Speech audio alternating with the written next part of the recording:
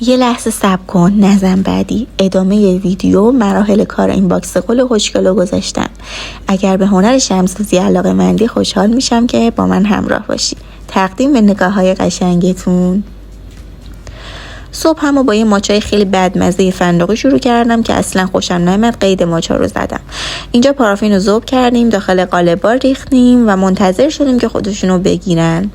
بعدش هم که یکی یکی از داخل قالب‌ها درش آوردیم. واقعا که هر بار خروجی کارو میگرفتیم کلی ذوق میکردیم. قشنگه نه؟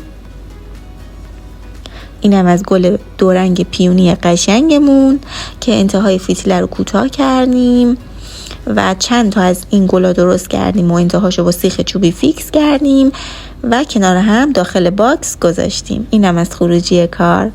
اگه دوست داری باکس گل بیشتری با هم درست کنیم چنل منو سابسکرایب کن. مرسی.